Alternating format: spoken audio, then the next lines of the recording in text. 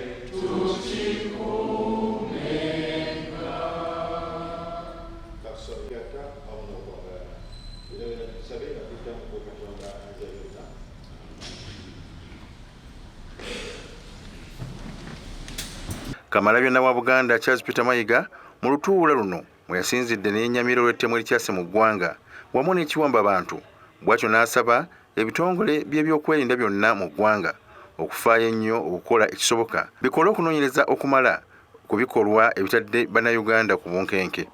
Gy'emiramwa egy'obwegassi Kabaka gy'ayagala tutambuliddeko era agiddiŋŋanye kubanga ekyo kye kijja okutuzza Kuntikko. Era njagala okubabuulira ssebo ekitiibwa sipiika nti okuwona obwavu omuntu okuwona obwavu alina kukola. Okola n'okola n'osaba Katonda akuwa emikisa. Tosooka kusaba Katonda n'olyoka okola. Osooka kugamba nti njagala kukola kino, Mukama Katonda ampa omukisa mu kino kye njagala okukola. Omuntu akola alina okufissa n'okutereka ku kyafuna. Omuntu akola alina okwegatta n'abalala ne bawaŋŋana amagezi ate ne bafuna embavu basobole okukola eby'amaanyi. Empala bwe yasinzira ano ku Namulondo n'atugamba tuzeewo obwegassi. Mwagala mulala ani anaababuulira ebibayamba?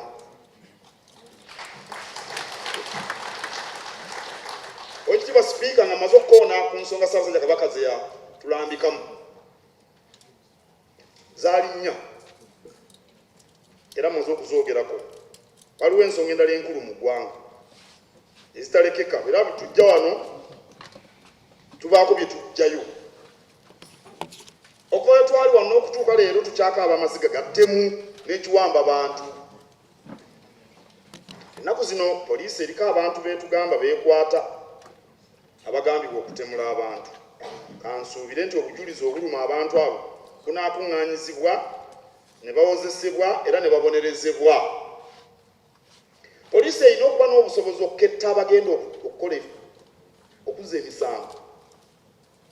Crime intelligence nga tegirana kubaawo ate alina okuba n'obusobozi okuginoonyerezaako detection oba investigation, ate bwemala nekuŋŋaanya obujulizi omunaatwalibwa mu kkooti awozesebwe. Abantu bangi awo bemulaba babata kubanga poliisi terina busobozi kukuŋŋaanya bujulizi, kati kkooti eba erina kubata. Agamba ne gye buli kati tewannabaawo okunoonyereza kumala ku ttemu wamu n'ekiwamba bantu ebikyase mu ggwanga. Embeera eno ewaliriza Kamalabyonna wa Buganda Charles Peter Mayiga okwennyamira olw'ebikolwa nga bino, nga bannayuganda kati omuntu wo wadde gwe kennyini bw'oba tunayingira mu nju omutima gukuba ku mutwe ng'eyabulira oba olugambo, kubanga ne ku mulyango bakukokkulawo ne bakubuzaawo n'otadda. Ekintu kyagambye nti kitadde eggwanga ku bunkenke. Katikkiro mu lukiiko luno era mwalambululidde ne ku bifo bye batulugunyizibwamu abantu emanyiddwa nga safe houses. Bw'atyo n'akinogaanya nti eky'okutulugunya abantu mu ggwanga tekijja kumalawo bumenyi bw'amateeka mu nsi, wabula okukwasisa amateeka mu bwerufu. Kale tusuubira nti baba n'agyongeramu amaanyi. Tusaasira nnyo omumyuka w'eggombolola y'e Makindye mu Tube esatu, Mwami Francis Lubowa, mwami wa Kabaka ngaffe bannaffe. Era tumusaasira nnyo olw'okutemulwa kwa muwala we Maria Naggirinya, era nsaasira ne nnamwandu wa Ronald Kitayimbwa yali avuga emmotoka bamutemula lumu ne Naggirinya. Nsaasira n'abala bonna bonna abafiiriddwa abantu baabwe mu butemu. Abantu babawamba, ensonga endala enkulu eri mu ggwanga kuwamba abantu nakubakweka mu bifo eby'enjawulo gye babatulugunyiza. Safe house kinaatera kufuuka kya Luganda, nakyo kyeraliikiriza nnyo bannansi, era kijja tuleetera emitawaana mingi. Ekinaamalawo obumenyi bw'amateeka si kutulugunya bantu, biri byenkoonyeeko okusobola okuketta ayagala okumenya amateeka ne mumukwata, ne mumunoonyerezaako obujulizi ne mubuleeta, n'omulala ajja kutya. Naye kati bano abaatemula Naggirinya babadde mbu baakava mu kkomera, baabakwata mu gwa butemu, obujulizi ne bubula, ne babata. Baabano bazzeemu kutemula omwana omuto. Kaakati bagenda ne bakwata abantu nga bateebereza okubeera abamenyi b'amateeka, ne babateeka mu ezo safe house, ne babakuba ne bababongola amannyo, naye nga situbalaba mu kkooti. Era ekyo tekiyamba kumalawo obumenyi bw'amateeka, ate kittata n'eggwanga.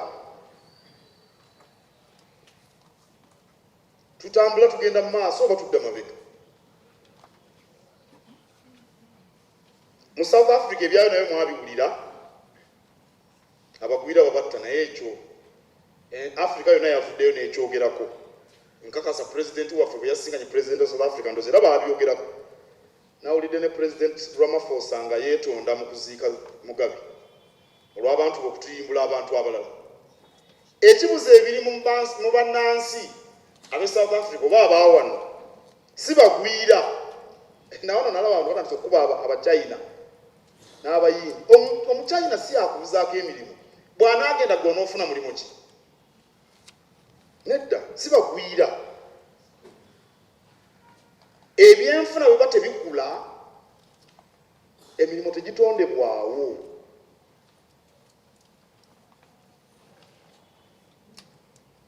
Singa otandikawo eddundiro, wekitiibwa ono mu Lwana ndabikira nga nti alunda ente, nkirowoozezza oba ndi mukyamu.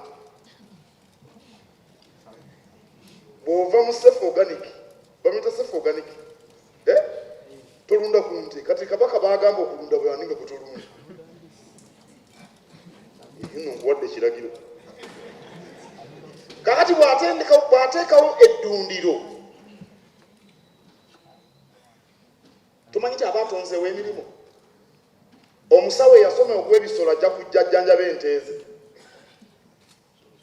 Biki?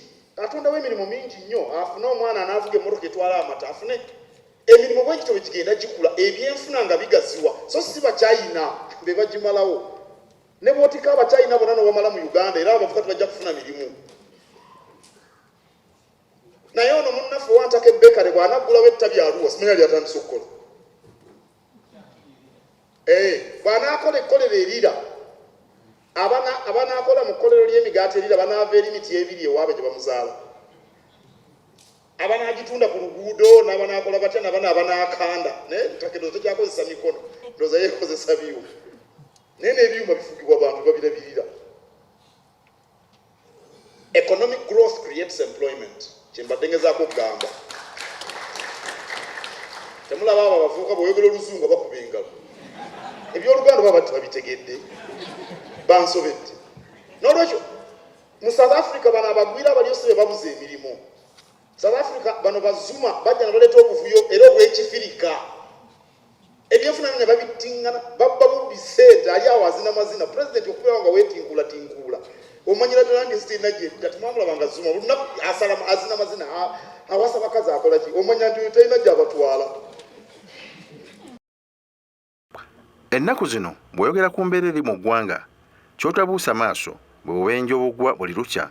Wano omukuumaddamula wasabidde abantu babeere beegendereza nnyo n'okukira ow'amayuga ayita ku lukindo nga bavuga ebidduka ate n'abaserikale b'oku nguudo okukangavvula abo bonna abamenya amateeka ag'ebidduka. Engule simbi ng'omaze emirimu gya kawungeezi n'okwata akacupa kangule nkanyogoze bulungi nenywamu kamuge ndiweebake olwekitiibwa Antony Wamala ngule akacupa akamu tikaba kabiri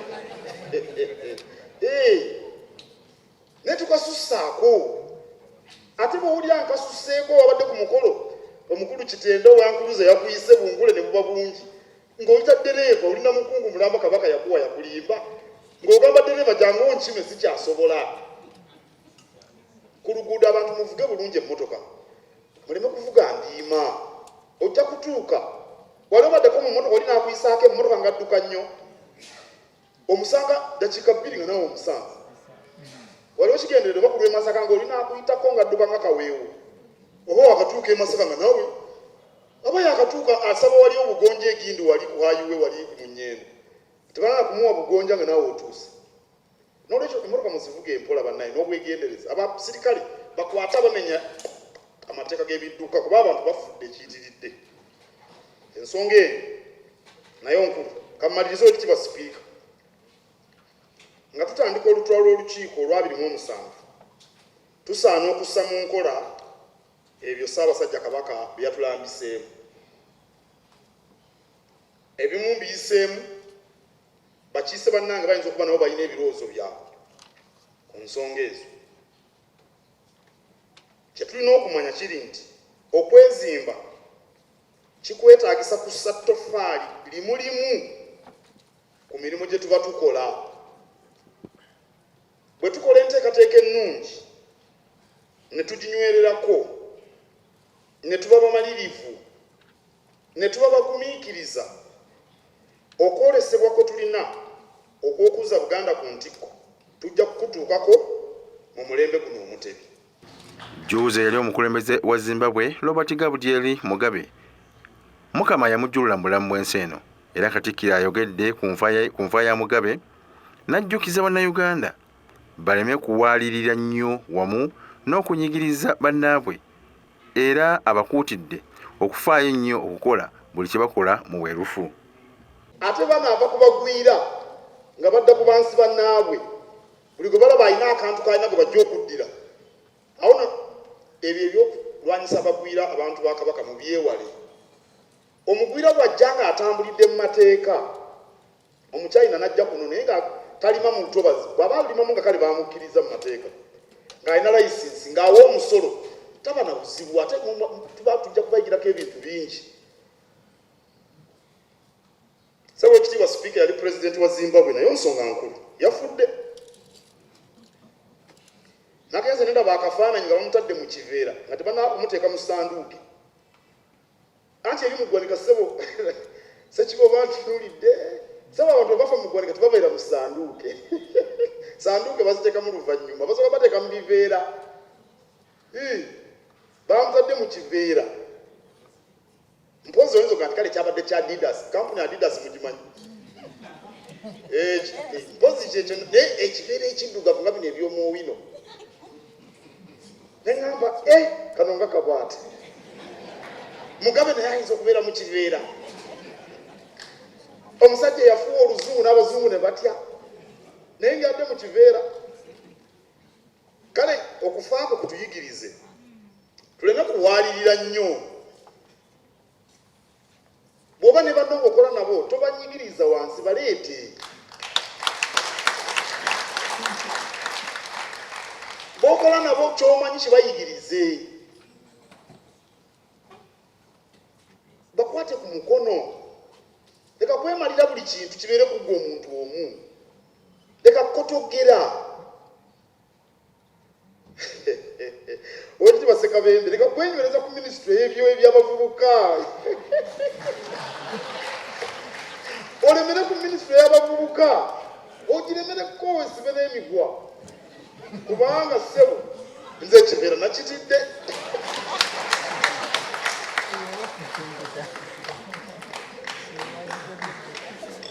Emirimu gye batukwasa tugikole bulungi. Emirimu gye batukwasa tugikole bulungi mu bwesigwa, mu bwerufu, mu mazima. Nalaba omusajja yali avuganya Mugabe Shangarai Moga. Bamukubye eriiso lisimbiga linga ng'erindaazi. Amaaso gasimbi. Abalala ne babalaga babongosa amannyo. Abalala obukongovule babukuddemu tebakyasobola kutambula. Omuntu abongola abantu amannyo naye abeera mu kiveera.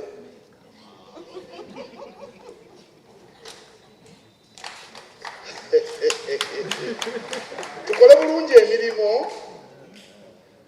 tuyambe bannaffe tubasitule kubanga ffenna enkomerero okufa. Ensengo ey'obubenje nayo etufuukidde ekizibu mu ggwanga banna. Mbeegayiridde baganda bange ne bannyinaze muvunuka muzivuge bulungi. Temuvuga mulaba nga mutamidde. Katikkiro erazzeemu okulabula Abaganda ku nsonga ezikwata ku bika byabwe era nga wano akinogaanyiza nga beene bwali ow'enkomeredde ku nsonga z'ebika. Mu lukiiko lwe lumu abakiise ab'enjawulo bwe bakubaganyiriza ebirowoozo ku nsonga ez'enjawulo ku kwogera kwa Ssaabasajja Kabaka bwe yali aggulawo olukiiko luno olw'omulundi ogwa 27 nga mwe mwalina ensonga ey'okuzzaawo ebibiina eby'obwegassi mu Buganda. Nga seebazizza musuubuzi munnaffe Kasozi Mutebi Mamba olw'eyo ekitundu kye baamuwa okubaako kyakola ku mukolo. Tukakasa nga naye alina bingi bye yagatta kutambula obulungi okw'omukolo. Awangaale ayise abasajja. Naye ensonga gye nnyinza okuwa eyatusobozesa okubeera nga omukolo guno kuva mu bwe gutyo kwe kubeera obumu n'okukolera awamu ng'abakulu. Ekivudde mu ekyo bye bigambo ebimu okutabuka era kye kireese n'embeera y'ensowole kubanga ezimu ku nnono z'ebifo ebyo tezikyagobererwa. Ekirala obutaka obumu weebuli naye weebuli si waabwo. Ezo entalo nazo zigenda mu maaso.